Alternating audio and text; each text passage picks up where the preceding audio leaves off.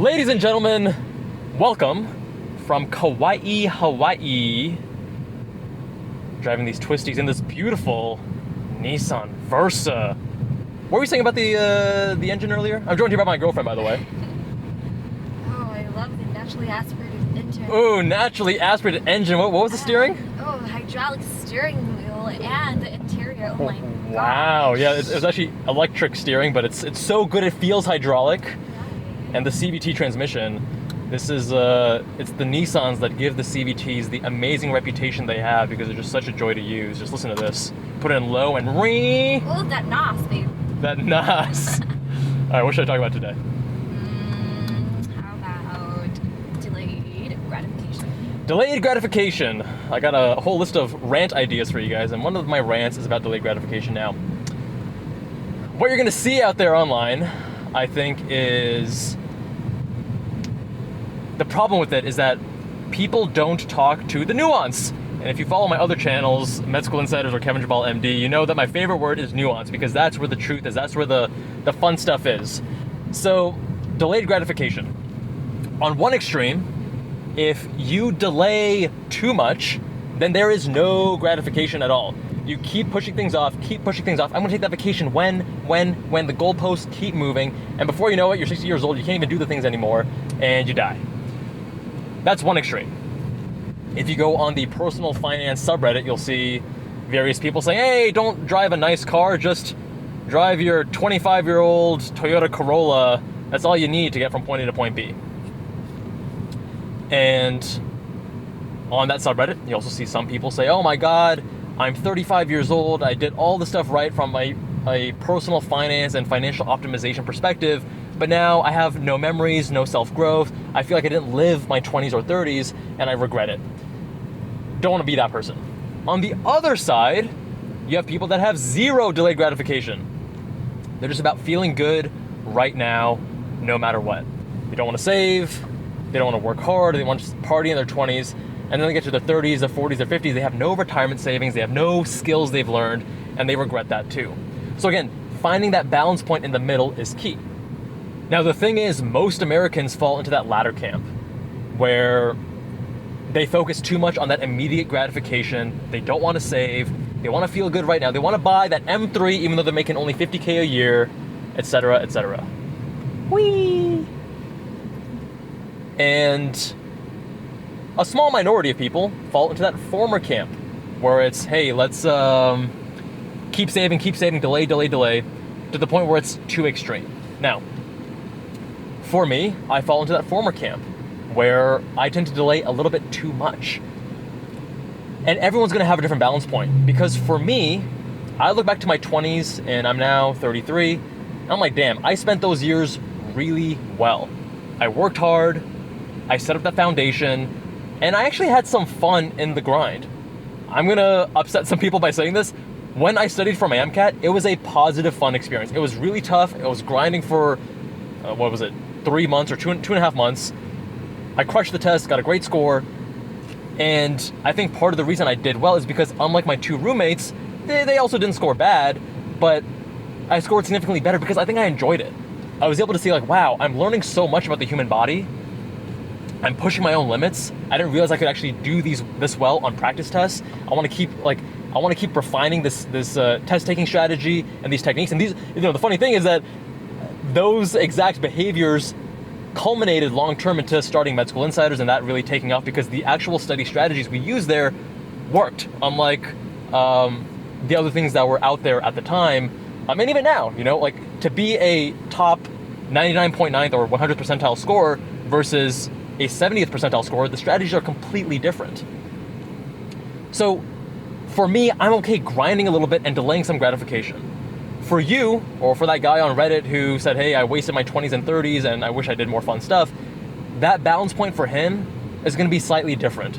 He probably would not have enjoyed my life. So part of that is personality and genetics and upbringing. Part of that too is the story you tell yourself. So the story I tell myself about my 20s and now into my 30s is that I just live life intensely.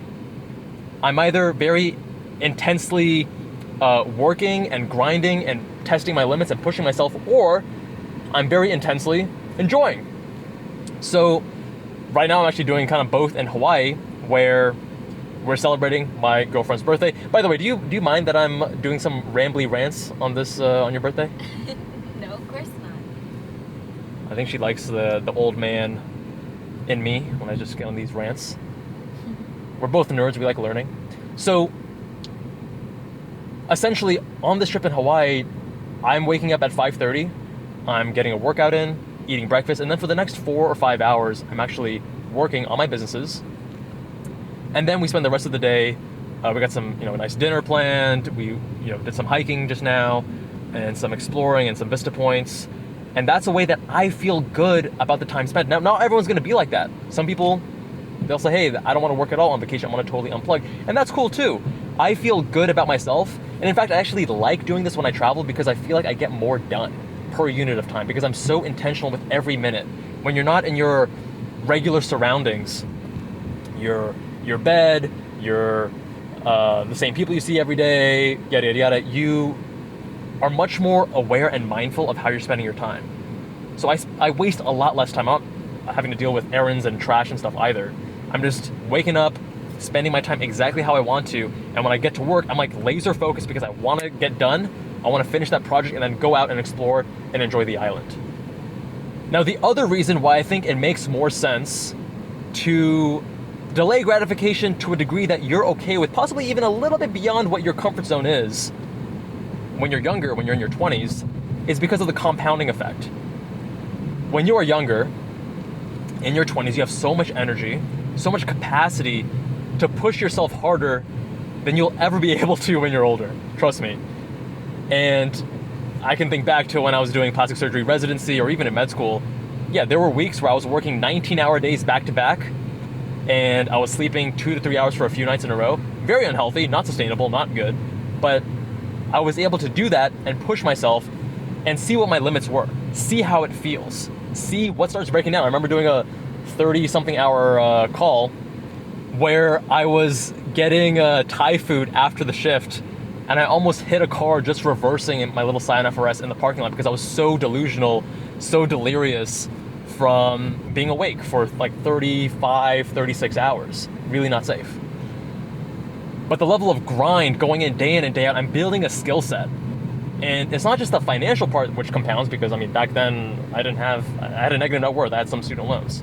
So the compounding effect isn't necessarily financial, but it's skill set, right? I'm building skills. You can see a very direct correlation of the skills that I'm building and the success of my business, right? Because Med School Insiders and MEM, these two companies that help pre-meds really excel with getting into med school, getting into residency.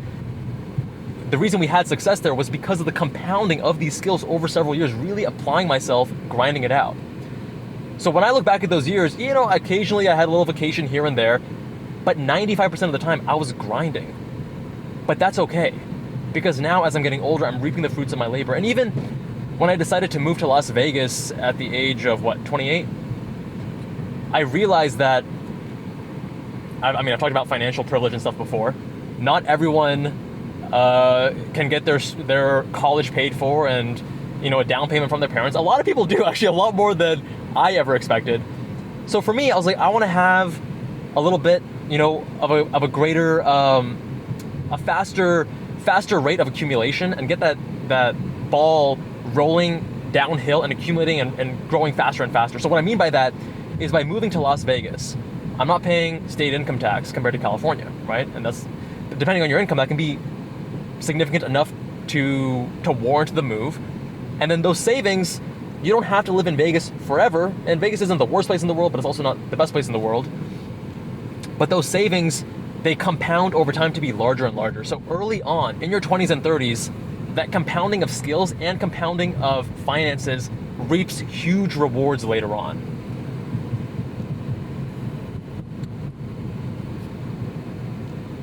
Oh, look at that view. Now, I don't know the split of that, of these two extremes for my viewers. I'm gonna guess most of you probably wanna create your own rules to spend less, because human tendency for most people is to spend more than you probably should, to not really save as much for tomorrow. We're not very good. Humans are not wired for logarithmic thinking when it comes to things like compound interest, investing, things like that, and visualizing decades out. That's why we use things like math. So for those of you who fall into that camp, I'd say set some upper limits, upper bounds on how much car you want to buy as a percentage of income or net worth, or set some goals to say, hey, once I hit this kind of salary or this net worth or buy my first house, then I'm going to buy a nice car. Like for me, I have rules for net worth, income, and also milestones. Like I first wanted to buy a house before I got a nice fancy car. And even when I said nice fancy car, I upgraded my FRS to GR86, so not really that fancy of a car. And then on the other hand, if you're like me and you tend to find it difficult to spend money on yourself, often that comes with having a tougher upbringing or things being financially strapped when you're younger, etc., then do the opposite and say, hey, once this milestone happens, I have to do X, Y, and Z. And one of those things was actually getting into watches again. So my first big boy watch was the Omega Speedmaster last year. About a year ago is when I would have finished plastic surgery residency if I stuck with that path. I did not. You can learn about that more on my personal channel. And I think a third year med student, I promised myself I would buy an Omega Speedmaster after finishing plastic surgery residency, because that was the first time I was getting into watches. And instead of the time I bought myself some like cheap Casio Edifice that's like a $50 Omega Speedmaster inspired looking watch and yada yada yada. But I was like, I want the first big boy watch when I finish this really big milestone. And back then it was $3,000. Fast forward however many years, 7 years, something like that. And inflation plus price adjustments, the watch was now $6K. And I was like, damn, I don't really want to buy it. It's now twice the price as what it was earlier. I have bought it at $3K, but $6K, I don't know. But again, I understood my own biases and I said, fuck it. It's not that big of a deal for it to be 6K versus 3K. So I bought the Speedmaster. And I'm glad I did, because it marks a moment. It signifies to me the importance of betting on yourself. To not always do the safer path. To not always do the things that people are telling you to do. It's kind of funny. When I first quit plastic surgery residency, and I'm making some videos in my mom's backyard, because yeah, I couldn't, first of all, I had student loans, and my parents didn't pay for shit. And I'm grateful that my mom gave me a place to crash, but my business wasn't making that much. I had a vision for it, but I was making like $1,000 per month. Couldn't pay rent and live off of that. So back then I had so many comments, maybe not so many, but I had a handful of comments of people saying, yo, you're a fucking idiot, like you're quitting, now you're becoming just a YouTuber, and yada yada yada. They didn't know the vision, they didn't know the plan. And now I'm a few years out, now I'm doing better than I was back then, and now it's, oh, he quit because he just wanted to chase the money. You're always going to have haters no matter what you do. But to me, that watch is a reminder and a signifier to believe in yourself and do what you believe is right.